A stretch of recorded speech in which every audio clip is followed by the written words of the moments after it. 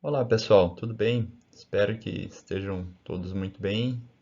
Bem-vindos a mais uma aula de eletricidade. Sei que a aula passada foi meio pesada, a gente mexeu ali com vários conceitos, né, bastante complexos, muitos números complexos, né, matemática envolvida e tal, e muitas técnicas, né, bastante densa a aula passada. Então essa aula vai ser bem mais prática, bem mais leve, né, menos técnicas, coisas mais objetivas. E nela a gente vai tratar então de relações de potência e energia em CA, né? Então a gente vai dar uma pequena contextualizada ali no início, né? E depois ver aí como a gente pode então trazer, né, o cálculo de potência à nossa análise aqui agora em corrente alternada, certo? Então vamos lá. Bom, pessoal, então na última aula a gente passou, né, por todos aqueles métodos que a gente já tinha visto lá da primeira área, né, da superposição das malhas, né, ah, de nós, né, análise nodal, análise de malhas, né, o Thevenin, Norton, certo? Para mostrar para vocês que então aquelas ferramentas que a gente usava lá para a nossa análise, né, de circuitos CC, né, ou DC, de corrente contínua, né, elas funcionam muito bem aqui também, né, para circuitos de corrente alternada, tá? E junto com esses fasores, né, elas podem então simplificar bastante a nossa análise aqui e nos dar então ferramentas, né, importantes aqui para que a gente consiga resolver os nossos circuitos elétricos agora mais complexos, né, como vocês podem ver, envolvendo aí diferentes elementos, né. A gente evoluiu então, né, daquela parte que a gente, daquela primeira área lá que a gente ficava só mexendo com resistências, né, e só corrente contínua, e agora a gente está aqui misturando um monte de associações e componentes elétricos diferentes, né, resistores, indutores, capacitores, né, e também corrente alternada, né. E aí pegando esse embasamento todo aí dos fasores também, dos números complexos que a gente viu ali, né, a gente consegue então resolver de forma bem mais prática, né? Esses circuitos aqui sem envolver lá um monte de derivada e um monte de integral, né? E o ponto principal, claro, é provar que, né, circuitos são circuitos, certo? Então, se vocês estiverem lá tanto nesse mundo, né, de corrente alternada quanto no mundo de corrente contínua, certo? Os princípios ali eles continuam válidos, né? O que vai mudar para a gente aqui então é a frequência, certo? Lá então a gente tem uma frequência de zero, né? Só componente contínuo, e aqui a gente tem frequências variadas, tá? Que a gente representa ali então em função da nossa fase, em função também do avanço de fase, né? Do atraso, enfim, tem outras componentes mais sofisticadas aqui, né? Mas então na última aula a gente deu uma olhada em tudo isso, né? E como utilizar então aquelas ferramentas que a gente já conhecia, né, para análise desses circuitos, né, em termos de impedância, então, né, e como utilizar então cada uma delas para resolver eles, certo? E vimos que basicamente a mesma coisa, né? E a gente viu aí diversos exemplos, né, de como aplicar então, né, esses métodos para a resolução lá dos nossos circuitos elétricos, certo? Pois bem, pessoal, na aula de hoje a gente vai estudar aqui alguns conceitos fundamentais, né, de potência. A gente vai dar uma retomada, né, em alguns daqueles conceitos que a gente viu naquela nossa primeira aula, tá? Na aula que vem a gente também vai fazer isso, certo? Para apresentar aqui alguns tipos, né, de potência e quais são as características delas então em corrente alternada, né, e como isso funciona, certo? Os tópicos específicos da aula, então, eles vão girar em torno de especificação, né, uma introdução aí à potência e energia elétrica, tá? Que basicamente é uma revisitação a conceitos que a gente viu na nossa primeira aula, tá? E vamos estudar aí mais detalhadamente agora, né, potência instantânea, potência média, máxima transferência de potência e potência eficiente, tá? Então vamos ver o que que é cada uma dessas aí, né? Ou no que consiste cada uma dessas potências, certo? Através né, da análise aqui dos circuitos e também de exemplos simples, tá, pessoal? Então a gente vai ver uns exemplinhos também, né? Acho que a aula passada foi uma aula mais pesada, né? Porque enfim, envolvia análise de circuitos, né, mais pura, assim, né, e mais pesada mesmo ali, né, tinha bastante matemática também envolvendo os números complexos, né. Já a aula de hoje ela vai ser mais conceitual, tá, pessoal? Então, uma aulinha bem mais leve, né, para vocês aqui, tá? E com exemplos bem práticos mesmo, tá? E acho que possivelmente uma aula bem mais curta também, tá? Então, vamos lá. Introdução, então, né? Vamos aqui então contextualizar o nosso cenário, né? Até agora, então, a gente estudou aí, né, nos nossos estudos, nossas abordagens, né, elas focaram basicamente no cálculo de tensão e corrente elétrica lá, nos diversos componentes que a gente viu até agora, né? Porém, a definição de potência ela é igualmente importante, né? Ou dependendo do contexto, até mais importante, certo? Que essas métricas de tensão e corrente elétrica, certo?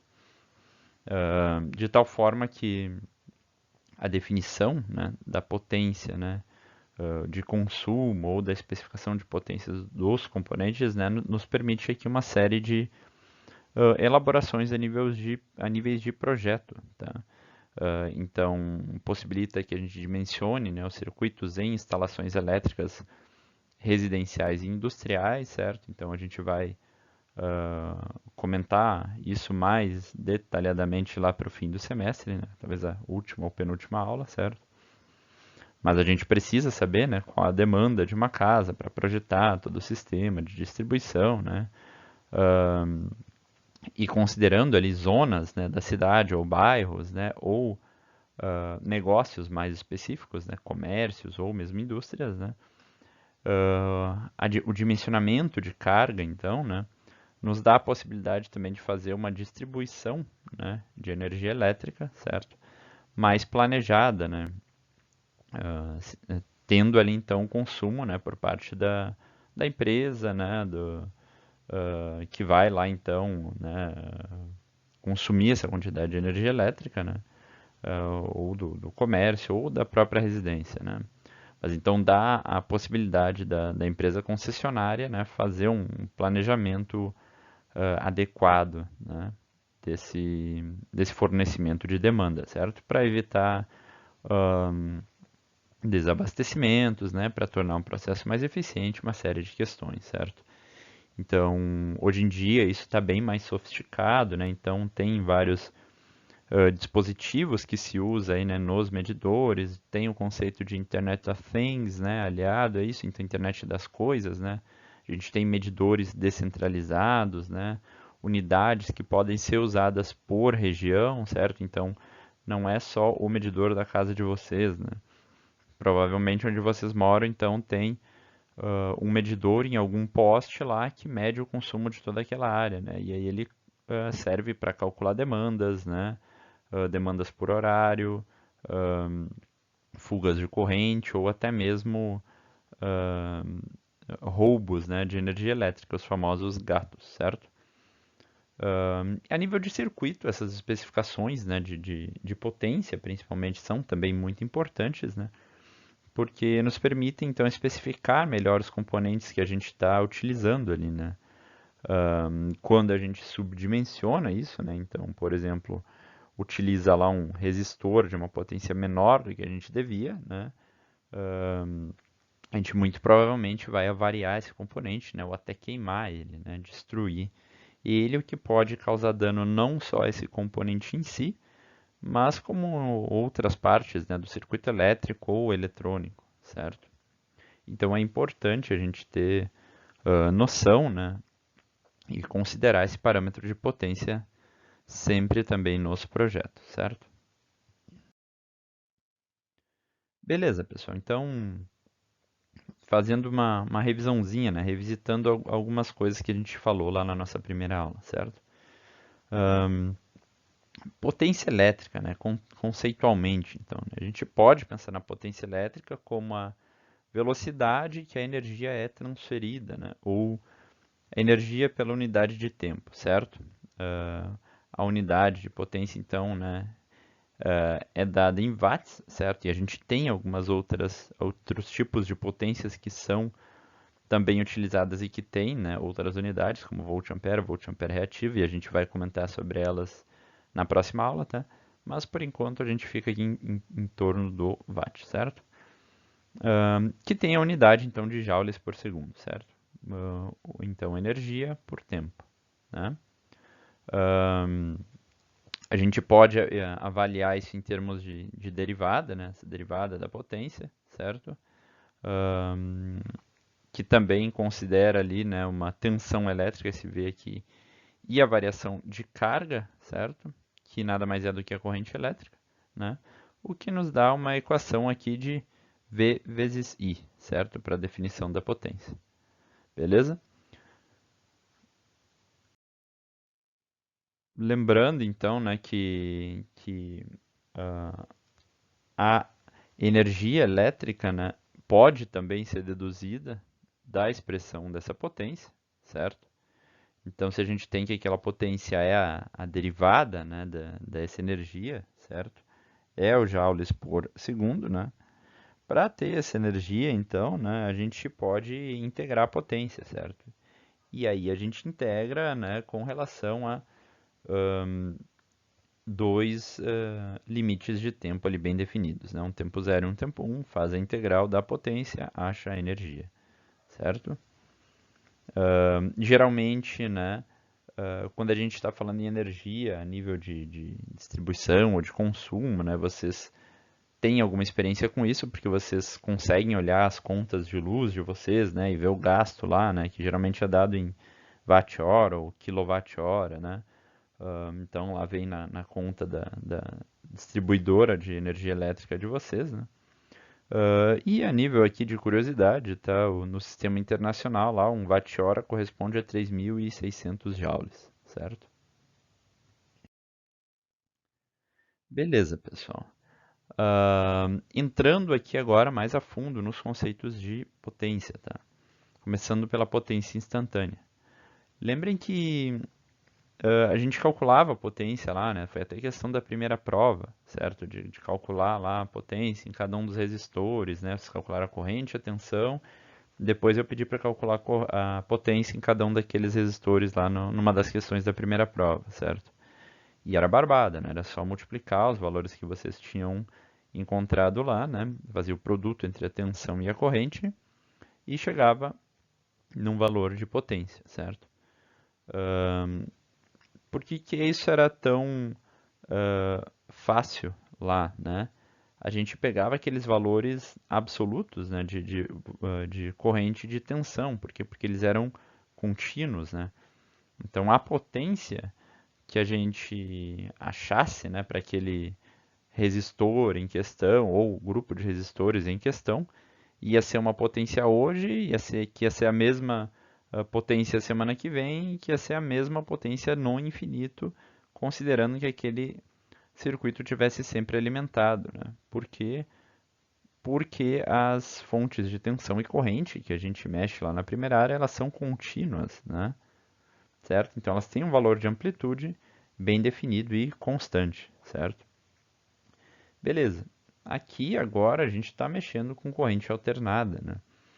Então esses valores, né, essas amplitudes, elas vão se modulando ao longo do tempo, né? E geralmente são descritas aí por senoides, né? Ondas senoidais, certo? Então vocês podem imaginar que esse efeito também, né, de variação de corrente e tensão, ele vai afetar também o cálculo da nossa potência, certo? Então vocês podem imaginar uma carga genérica aqui, como na figura, tá, sendo alimentada por uma fonte senoidal, tá? A potência instantânea, então, é dada por essa equação aqui, tá? Que na verdade é a mesma equação que a gente usava lá, certo? Mas então qual é a diferença, Vinícius? A diferença é que aqui agora a gente leva em consideração o tempo, certo? Então a gente tem essa variável aqui, t, né, afetando o valor daquela potência que é calculada ali, certo? Então, de novo, né, reparem que em CC, lá em corrente contínua, a variável tempo ela não nos importa, porque a gente sempre considera as correntes e as tensões contínuas, certo? E imutáveis ao longo do tempo, certo? Então, essas variáveis t aqui, elas não entram, né? A gente calcula só como v vezes i, tá? Já aqui, a gente vai ter, então, a influência, né, dessas correntes, então, né, se alternando aí ao longo do tempo, certo? A gente tem, então, em CA, né, em corrente alternada, a tensão e a corrente variando, né, e são definidas geralmente aqui, né, dessa forma que a gente já viu lá, né? Então, a gente tem aqui um valor de amplitude, né, que geralmente é um valor de pico, certo? Que é então modulado por um cosseno, né, ou um seno, que descreve, né, a variação dessa nossa tensão ou da nossa corrente elétrica no tempo, tá? A partir dessa frequência ômega aqui, tá? Que é 2πf, né? E a gente tem também aqui, né, uma questão em relação ao atraso, ao avanço de fase, né? A gente pode ter ou não, né, uma fase associada a essa frequência aqui, tá? Que determina a mudança das tensões e correntes, certo? Beleza, pessoal. Então, ok, a gente sabe que agora a gente tem que levar o tempo em consideração e a gente sabe que, né, se a gente abrir a tensão e corrente, elas são então definidas através dessas equações aqui, tá? O que nos dá então um produto, né, com essa cara aqui, certo? A gente pode então remanejar, né, esses valores aqui de tensão e corrente e reescrever essa tensão dessa forma, tá?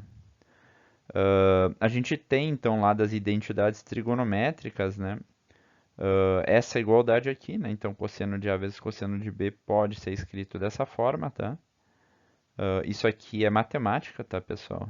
E essa é a identidade trigonométrica, tá? Foge ao escopo do nosso curso, mas é de conhecimento comum. Espero que vocês tenham visto algo do tipo, que não seja nada misterioso para vocês isso aqui, tá? E então a gente pode, né, substituir isso aqui, né, nessa primeira equação e chegar nesse valor aqui, nessa igualdade, certo? Pras, para o cálculo da potência elétrica, né? Instantânea, ou seja, a potência elétrica em um determinado momento de tempo, num determinado instante de tempo, certo? Por isso que ela leva esse nome de potência instantânea. Essa equação, então, né, quando a gente começa a analisar ela, a gente vê que a gente tem aqui, né, duas componentes, certo? Então, tem uma componente, essa primeira aqui, né, que ela é, na verdade, independente do tempo, certo?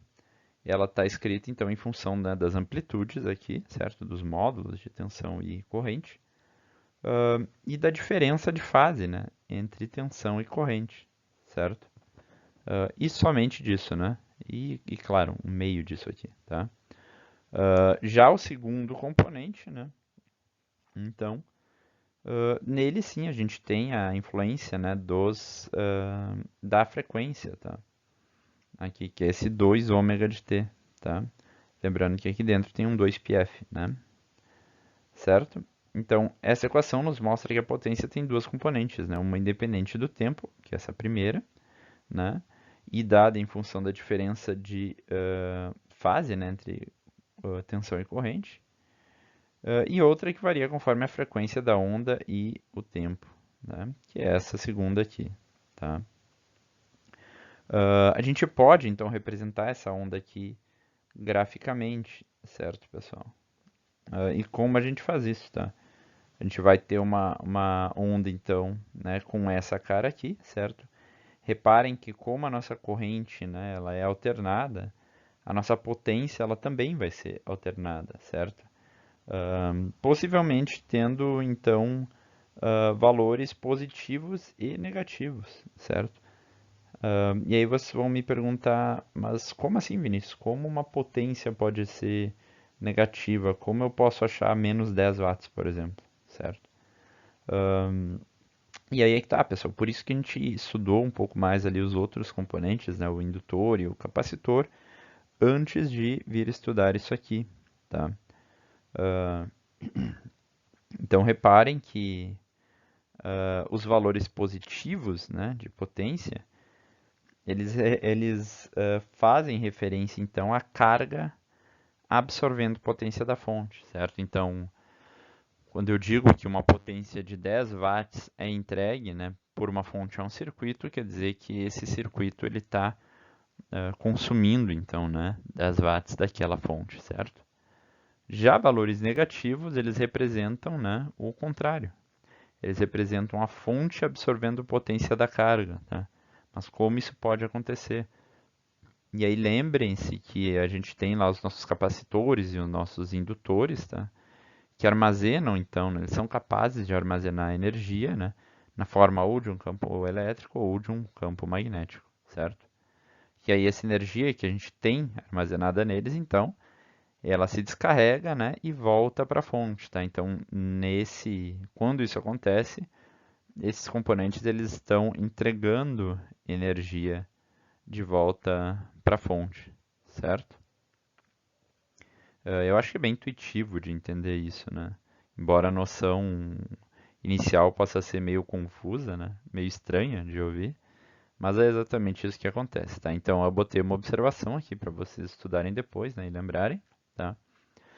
De que valores positivos então representam a carga absorvendo a potência da fonte, né? E valores negativos representam a fonte absorvendo a potência da carga, né? O que só é possível devido a componentes como capacitores e indutores que armazenam energia, certo? E eventualmente então descarregam para a carga, certo? Lembrando aqui então que essa potência, né, ela não é só alternada, mas como também periódica, né? Ela tem também períodos bem definidos aqui, né? Certo? Em que vocês podem ver esses valores se repetindo ao longo do tempo, certo? Beleza, pessoal, tá? Então, vocês podem usar aquela equação, certo? Para calcular, né, potência instantânea, né? Se vocês quiserem saber lá que, tipo, eu quero saber, né, eu tenho esse circuito, tenho essa fonte, né, eu quero saber a potência em tal componente aos 60,5 segundos, certo? E eu quero saber a potência nesse resistor aqui e saber quanto ele consome. Vocês são perfeitamente capazes de fazer isso, né? Substituindo então, né, o tempo naquelas equações e calculando a potência, certo? Isso é bem tranquilo, tá? Mas geralmente, né, a gente não quer fazer um cálculo tão específico assim no tempo, né? A gente está mais preocupado em saber comportamentos gerais, né, dos circuitos elétricos, certo? E então essa dependência temporal, né, e essa super especificidade, né, da potência instantânea, nem sempre elas são tão úteis, né, e elas até limitam um pouco a aplicação prática, né? Porque a gente está mais preocupado mesmo com aplicações, né, gerais, né, e consumo geral, certo? Então é mais prático, né, considerar um período específico de tempo, certo? Em relação à potência instantânea e considerar a potência média de todo esse período, né, para se referir então, né, ao quanto de potência o nosso circuito lá está consumindo, certo? E como isso é calculado? Isso é calculado em termos de período, certo? Então, 1 sobre t, né? E a integral, né? Feita nesse período, certo? Então, é a média, né? Que a média é uma soma, e aqui é dada pela integral, dividida pelo total, né? Que aqui é dado pelo período, certo? Então, a gente tem aquela potência instantânea lá num tempo, né? Que vai variando, então, né? De 0 até t, certo? Ahn, e a gente faz a média dela, né? E considera, né, para a média, o cálculo daquelas equações lá, certo? Então vocês vão resolver essa integralzinha aqui, tá? Que é tranquila, e aí vocês vão ver, por exemplo, que esse cosseno aqui, né? Ele vai acabar se anulando, né? Porque a gente vai ter tanto componentes positivas quanto negativas, tá? E ele vira zero, certo? Uh, e aí vocês vão ter então essa potência no fim das contas dada só por essa primeira integral aqui, tá? Onde dt, integral de dt é t aqui, né? Substitui pelo período que vai cortar com esse depois, o limite inferior é zero, né? E a gente vai ficar com essa equação aqui, certo? Então, essa potência aqui, né? E reparem, P maiúsculo aqui agora, tá? E o V e o I também, né? Mas o P aqui é o importante, tá? Ela é independente do tempo, certo? Então não nos importa aqui, no fim das contas, o tempo, certo? A gente pode calcular, né, essa potência média através da amplitude lá, né, da tensão e da corrente, né? Considerar a diferença de fase, né, entre tensão e corrente e fazer metade disso, tá? Isso é o resultado dessa integral aqui, tá? Certo?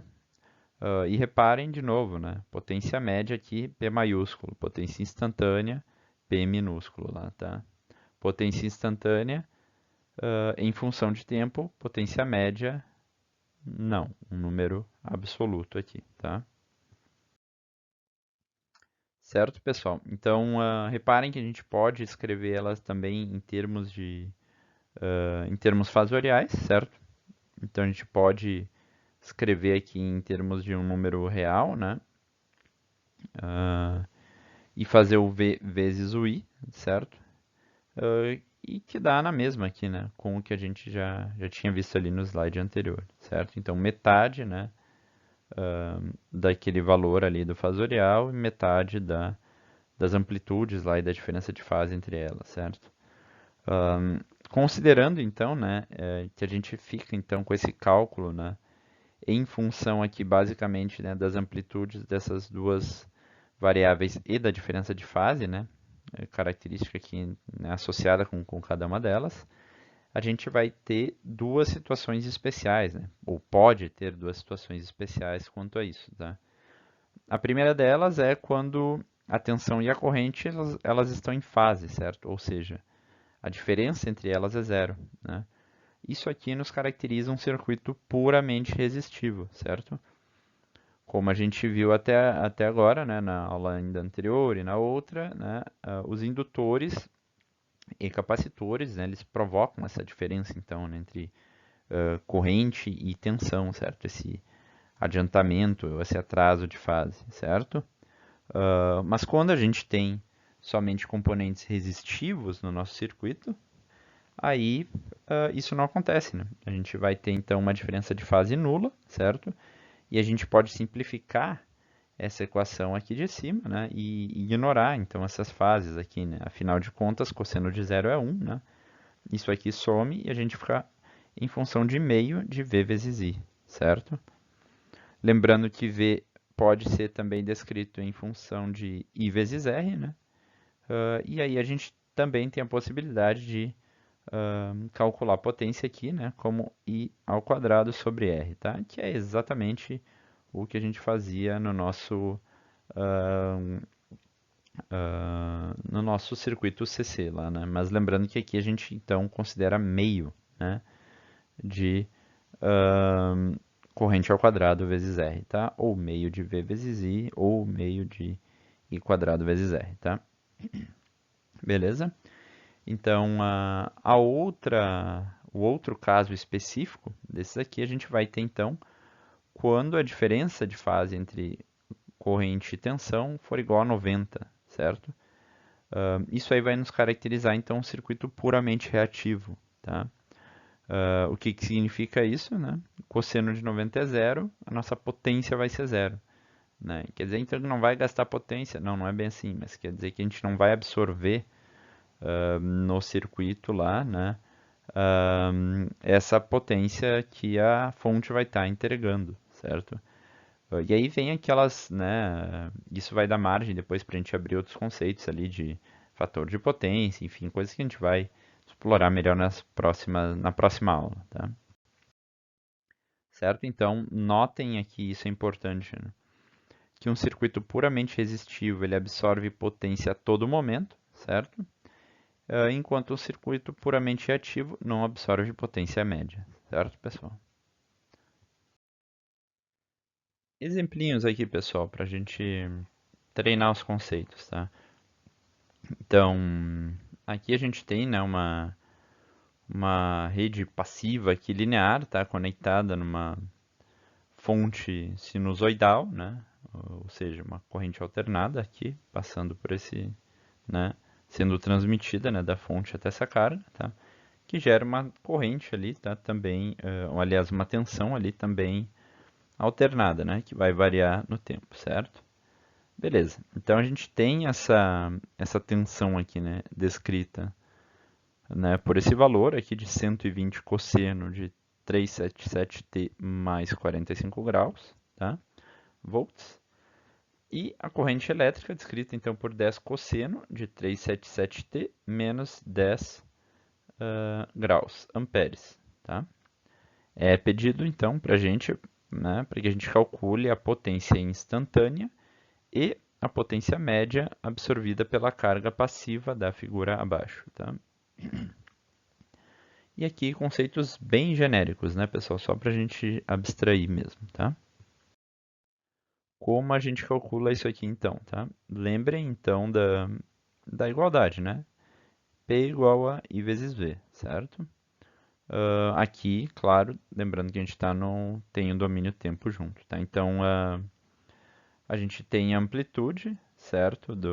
A gente pode multiplicar aqui a amplitude das duas ondas, né? 1200, certo? E pode, né, considerar essa aglutinação aqui, né? Do que é isso aqui? Isso aqui é matemática, né, pessoal? E aí fazer aquela identidade trigonométrica, né? Juntar então aquela identidade trigonométrica nessa continha aqui e chegar nesse valor aqui, tá?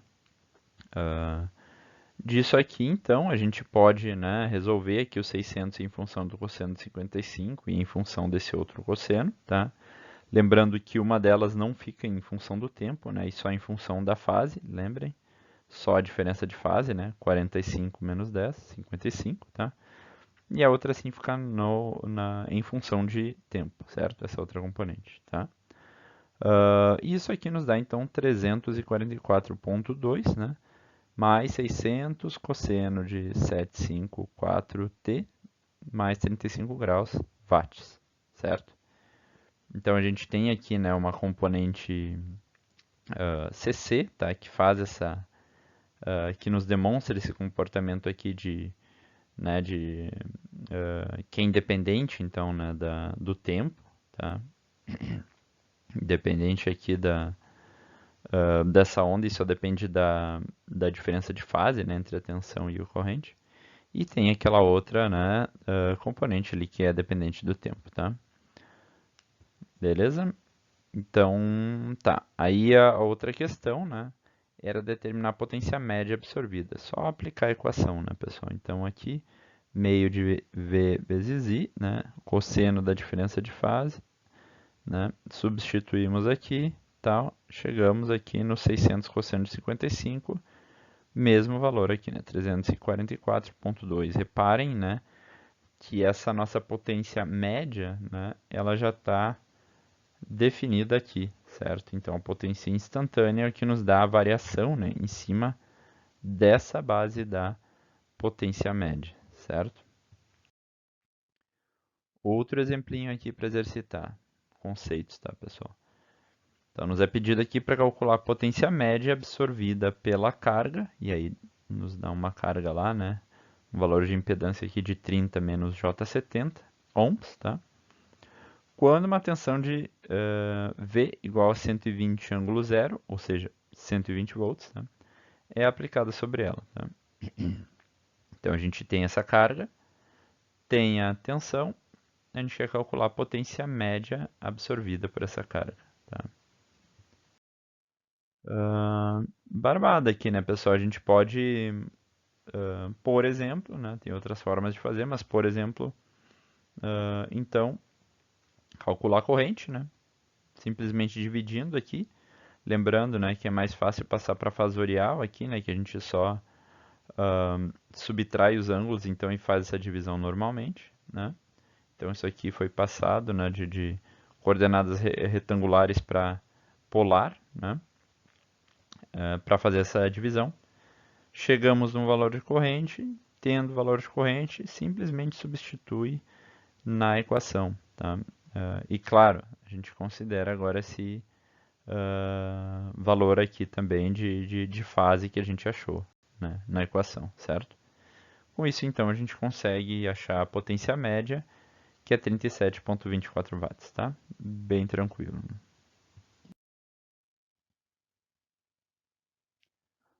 Outro exemplo aqui, pessoal, tá? Para ficar um pouco menos abstrato, agora envolvendo circuitos mesmo, tá?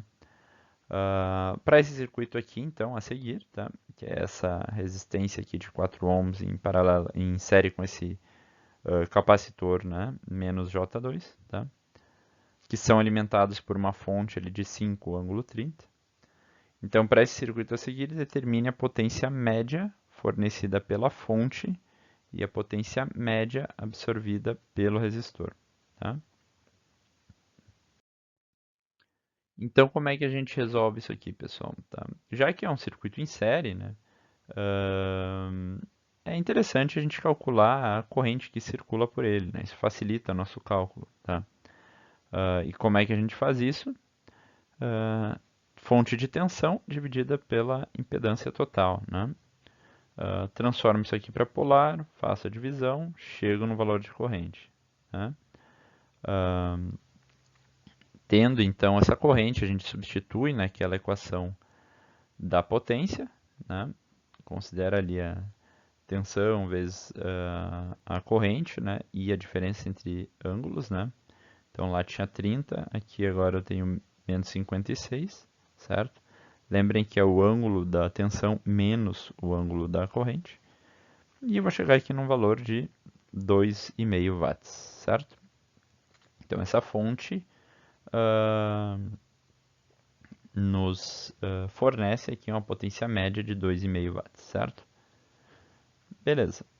Então, calculando aqui, né, agora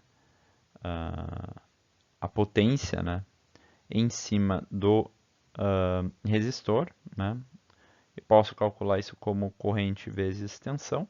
Para calcular a tensão no resistor, né, é só multiplicar aquele valor de corrente, né, que eu já achei lá por 4, certo? Vou chegar nesse valor aqui, né? E calculando então a potência, né, vou chegar nesses 2,5 watts aqui, certo?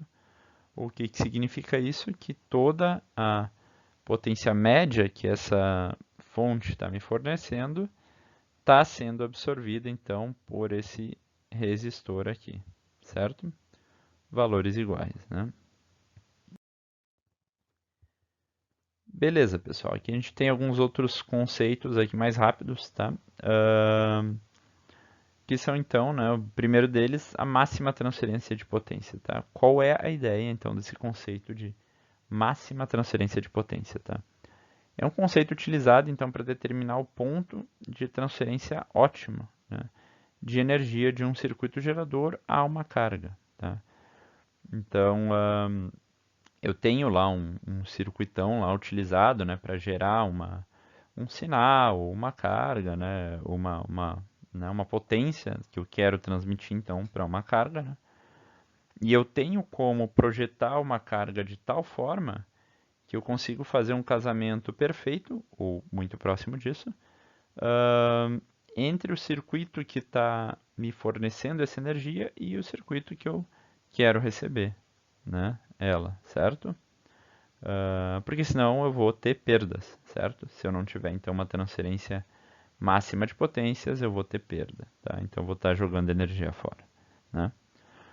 E claro, né, eu comentei aqui com vocês agora de ter então um circuito equivalente ou uma impedância equivalente, vocês devem imaginar que uma ferramenta que é muito útil para isso é o teorema de Thevenin, né? E é mesmo, essa é uma das principais aplicações dele, né? A gente então consegue utilizar ele para calcular o equivalente do circuito gerador, né? E depois associar uma carga que permita então essa transferência ótima de potência, né? Ou a máxima transferência de potência. Então, como isso funciona, né? Lembrando que aqui agora a gente está em termos, né, de impedância, então a gente vai ter componentes ali complexos, né? A gente vai ter a nossa resistência, né, os resistores e tal desse circuito, né, de Thevenin, e vai ter também as reatâncias, né, que são ali formadas pelos capacitores e pelos indutores, né? E a gente vai então ter o nosso ZL, né, que é a nossa impedância load, né, impedância de carga, também formada, né, por uma resistência e por uma reatância, certo? Que a gente vai projetar então, né, de forma a nos dar essa transferência ótima de potência. Como isso acontece, tá? Lembre então lá, né, de como é que a gente calcula essa corrente, certo? A gente vai ter então uma tensão de TVNA aqui, né? E uma resistência de TVNA e uma resistência de carga, né? Ou uma impedância de TVNA e uma impedância de carga, né? Reescrevendo aqui, então a gente pode, né, reescrever isso dessa forma, tá? Para chegar no valor de I, né? E para chegar na potência, certo? A gente pode então fazer essa arrumação aqui, tá? A gente vai ficar então com isso aqui em termos da nossa potência, tá? Que vai ser então uma função tanto da nossa resistência de carga quanto da nossa reatância de carga, tá? Lembrem que o que a gente quer aqui é a transferência máxima de potência, né? E vocês devem lembrar lá do cálculo, melhor do que eu, porque fizeram há bem menos tempo, que quando a gente quer o ponto máximo de uma curva, né, quando a gente quer a potência máxima ou o que quer que seja, né, máximo, a gente calcula a derivada primeira dessa função, né, e iguala a zero, né, que é justamente isso aqui, tá? Então, eu igualando essa função aqui a zero, vou ficar, né, com o xl, que é a nossa reatância da carga, definido no sentido complementar, né? Então, à reatância de Thevenin, certo? Eu vou ter o conjugado, então, né? Vou ter que usar o conjugado, né? Daquela reatância lá, que é um número complexo, para anular ela no circuito e chegar num ponto ótimo, tá? E o RL, como é que eu calculo? A soma dos quadrados, né? Dos componentes raiz quadrada deles, certo? Beleza, então, né, passando a limpo e reajustando isso aqui, né, o que que eu vou ter?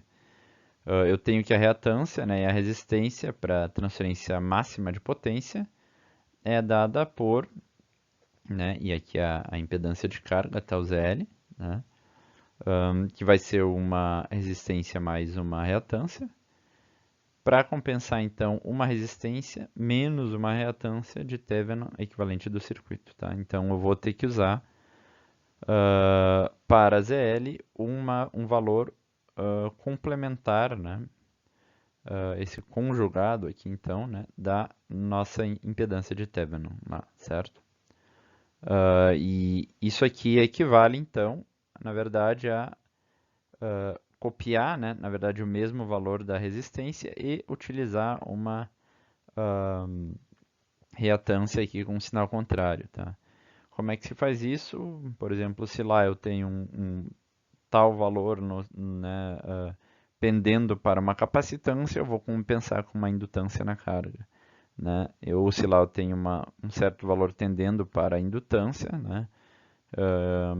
Eu vou tentar compensar com uma capacitância, tá? Então, vejam aqui um comportamento interessante, né, do capacitor e do indutor, né? E de como a gente utilizar eles então para máxima transferência de potência, tá? Que é nada mais, nada menos aqui, já que uma correção de fase, né, no fator de potência, certo? que a gente vai tratar um pouco mais detalhadamente na próxima aula, tá? Mas já é essa a ideia aqui, né? Ah, então, cada carga, idealmente, ela é projetada para ser o conjugado da impedância equivalente do circuito, tá? E isso sim, então, nos permite uma transferência ótima de potência, onde essa potência é dada por, né, por essa equação aqui, tá? Então, P máximo é igual à tensão de Thevenin ao quadrado dividido por 8, né, vezes a resistência de Thevenin, certo? A gente vai ter então um caso especial, né, ali, onde a carga ela é puramente resistiva, tá? E onde a impedância, né, para máxima de transferência de potência, então é dada através dessa equação aqui, tá? Onde o nosso x de Thevenin é zero, certo? E o nosso R da carga vai ser igual ao R de Thevenin, certo? Então, se eu tiver lá um valor de 4 ohms, né, na saída, e os componentes então, né, da reatância forem zero, basta eu utilizar um resistor lá de 4 ohms na saída para ter uma máxima transferência de potência, certo? Notem que isso é bastante apoiado no princípio de divisão de tensão, né, pessoal? Lembre que se você tem dois resistores de igual valor em série, vocês vão ter ali a metade, né, daquela tensão ali entre aqueles dois resistores, certo? A ideia é mais ou menos essa. Aqui um exemplo, né, só para não ficar tão nebuloso aqui, a gente colocar mais em termos de circuito, tá? Então, para esse circuito aqui, né, esse circuito a seguir, tudo isso aqui, a gente quer determinar o valor da carga, ZL, né, que possibilita a máxima transferência de potência, tá? E o valor, então, também dessa potência média fornecida por essa fonte aqui, certo? Então, como é que a gente faz isso, pessoal? Em primeiro lugar, a gente aplica, vocês devem imaginar que aqui a gente aplica Thevenin, certo? Então, a gente segue os passos do Thevenin, né? Curto-circuita ali as fontes independentes, né, de tensão, ou abriria se fosse uma fonte de corrente, né? Mas então anula as fontes independentes, né? A gente vai chegar nesse circuito aqui e calcula então a impedância equivalente desse circuito, né? E o que é essa impedância equivalente? É esse J5 em série com o paralelo de 4 ohms e 8 menos J6, certo? Então a gente faz esse paralelo, soma com esse J5, e isso nos dá a nossa impedância equivalente de Thevenin, tá? Beleza. Tendo isso então, né, a gente pode agora calcular a nossa tensão de Thevenin, né? E qual que vai ser essa tensão? Essa tensão, então, né, basicamente é esse divisor de tensão aqui, né? Reparem que esse circuito aqui está aberto e essa tensão de Thevenin ela vai estar nesse nó aqui também, tá? Para calcular a tensão aqui, divisor de tensão, pego esse valor dessa impedância aqui, né? E divido, né, por ela mais a soma, né, da que está em série lá, que é a 4.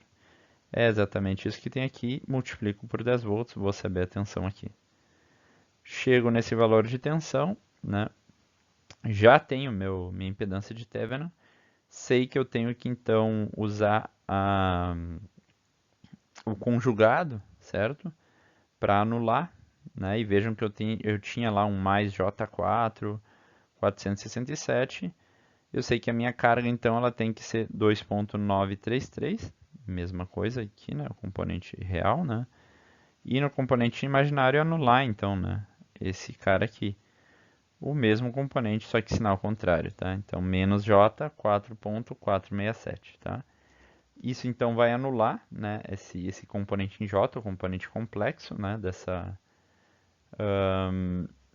Nesse processo de transferência de potência, e eu vou ficar só com o componente real, que é então o valor né, daquela resistência que tinha lá naquela impedância, certo?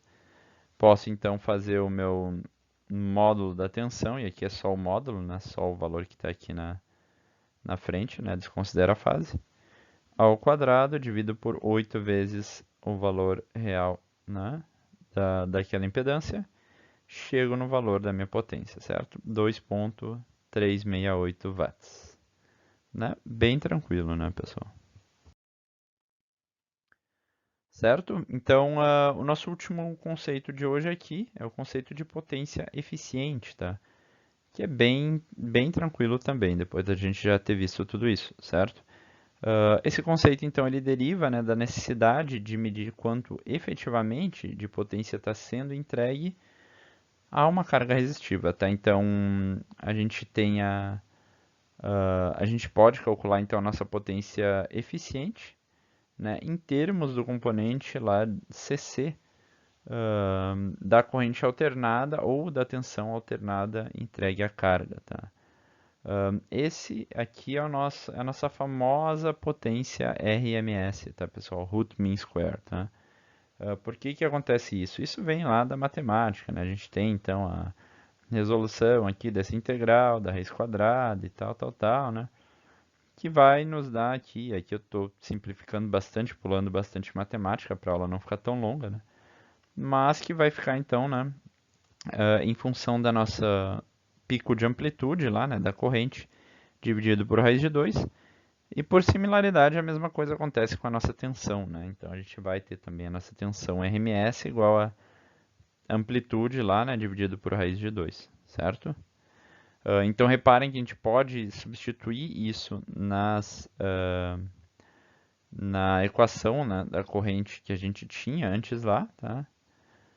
E substituir essas amplitudes aqui, tá? E pode escrever também em termos de tensão RMS vezes corrente RMS, né? A gente já sabe que quando a gente estiver escrevendo isso aqui, a gente vai estar se referindo então ao tensão sobre a raiz de 2 e corrente sobre a raiz de 2, tá? Da mesma forma, a gente pode, né, utilizar a corrente ao quadrado, né, vezes a resistência para calcular a potência ou também a tensão ao quadrado, né, dividido pela resistência. Lembrando que agora a tensão RMS é corrente RMS, certo, pessoal? Então aqui tem um exemplo disso, né, de como utilizar esse conceito da potência RMS, onde a gente tem uma onda ali, né, que nos descreve então o comportamento de uma corrente elétrica percorrendo ali um resistor de 2 ohms, certo? E a gente quer saber então, primeiro, né, qual é essa corrente RMS, tá? Gerada a partir dessa forma de onda. E se ela estiver passando num resistor de 2 ohms, como de fato está aqui, a gente quer então determinar a potência média dissipada no componente, certo? Então, como é que a gente faz isso aí? Primeiramente, a gente descreve ali, né, o nosso valor de corrente, certo? Em termos ali de t, né, de tempo aqui, tá? A gente tem então dois comportamentos distintos, certo? Esse comportamento aqui da reta, definido por 5t, que vai né, de t ali de 0 até 2, certo? E de t, né, variando de 2 a 4, a gente tem um valor fixo de menos 10, certo? Então, basta que a gente utilize aquelas equações ali, né, para definir aqui, tá, pessoal, e chegar no valor uh, do valor de corrente RMS, né, certo? E aí a integral, ali, integrais bem simples, né, aqui do menos 10 e de 5t ao quadrado, tá? A gente podia ter também um valor de tensão lá, ou corrente em amplitude, tá? E simplesmente dividir por raiz de 2, né? Mas aqui no caso o problema nos deu em função de t, tá? Nos deu essa onda aqui. Então a gente teve que calcular essa integralzinha, é muito simples, né? E vamos chegar aqui no valor então de 8.165 amperes, tá? Tendo isso aqui, basta então usar aquela, né, equação lá de potência igual a I ao quadrado vezes R e chegar então nesse valor aqui, né, de potência de 133,3 watts, certo? Então, né, pessoal, na revisão aí de hoje, né, a gente estudou ali as diferentes potências, né, potências instantâneas, potência média, estudamos ali a potência eficaz, aí, né, o RMS, certo? Vimos como aplicar isso em circuitos, né? Vimos ali um pouquinho da matemática envolvida, certo? Que é bem simples, né? Agora que a gente já treinou com coisas bem mais complexas. E vimos também ali a máxima transferência de potência, né?